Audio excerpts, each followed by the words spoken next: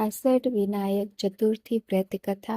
आषाढ़ विनायक चतुर्थी व्रत धन, करियर और उन कार्यों पर विजय दिलाता है जिन पर कामयाबी पाना असंभव हो। यहाँ देखते हैं संपूर्ण कथा। आज गणेश जी की प्रिय आषाढ़ अनिरुद्ध विनायक चतुर्थी व्रत है। इस व्रत के प्रभाव से गणपति जी की कृपा प्राप्त होती है और असंभव कार्य भी संभव हो जाते हैं। पूजा में कथा का श्रवण जरूर करें, इसके बिना पूजन अधूरा माना जाता है। यहाँ देखते हैं आषाढ़ विनायक चतुर्थी व्रत कथा। वशिष्ठ मुनि राजा दशरथ से बोले, मैथिल प्रदेश में गंडकी नामक एक महानगर था। उस नगर में भद्रसेन नाम के राजा राज्य करते थे। वे राजा समस्त प्रकार के आयुधों में कुशल एवं युद्ध विद्या में निपुण थे।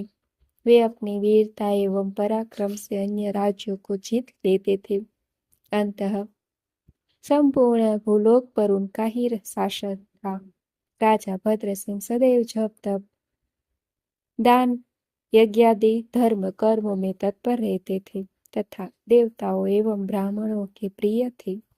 राजा भद्रसेन का शासन समस्त भूमंडल पर होने के कारण अन्य सभी राजा उनके अधीन थे तथा समयानुसार उन्हें कर प्रदान करते थे। राजा भद्रसेन अनंत सेना के स्वामी थे, परंतु हे राजन,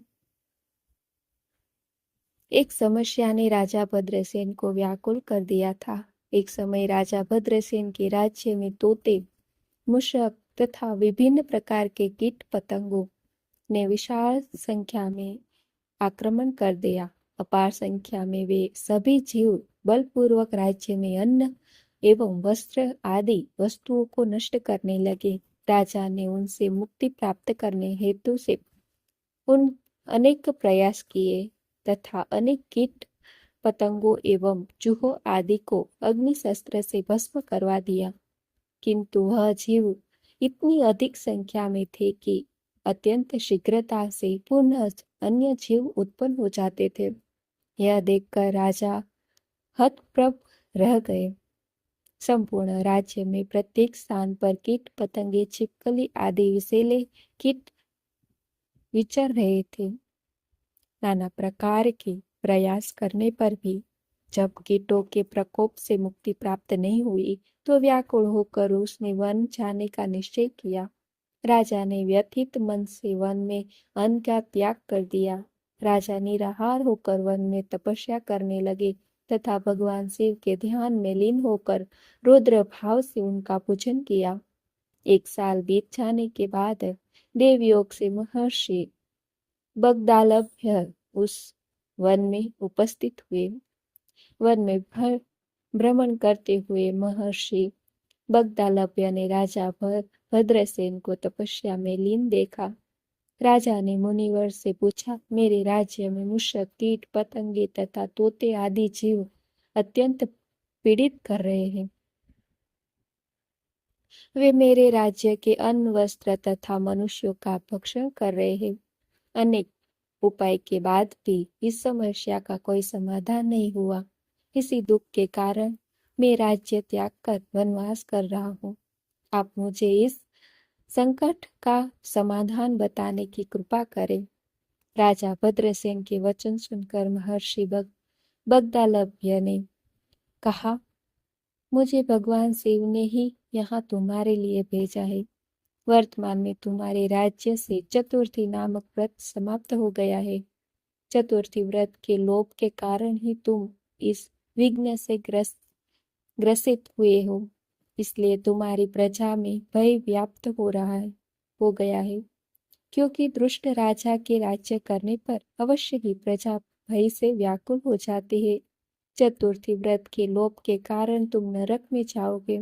इसलिए तुम्हें संपूर्ण प्रजा सहित सदैव चतुर्थी का व्रत का पालन करना चाहिए, क्योंकि यह व्रत चारों पुरुषार्थ प्रदान करता है तथा समस्त विघ्नों को नष्ट करता है। तुमने चतुर्थी व्रत का पालन नहीं किया तो तुम्हारे द्वारा किए हुए सभी कर्म निरर्थक हो जाएंगे। तथा तुम चारों पुरुषार्थ अर्थात धर्म अर्थ काम एवं मोक्ष से हीन हो जाओगे। राजा ने संपूर्ण प्रजा सहित भक्ति पूर्वक आषाढ़ शुक्ल पक्ष में उस चतुर्थी के उत्तम व्रत को किया, जो उसके राज्य में तोते मूषक छिपकली तथा कीट पतंग आदि सब नष्ट होने लगे। कीट पतंगों के नष्ट होते ही संपूर्ण प्रजा धन धान्य से संपन्न हो गई तथा सभी लोग स्वस्थ हो गए। समस्त कष्टों से मुक्त होकर सभी आनंद पूर्वक स्वानंदवासी एवं ब्रह्मपुत्र हो गए।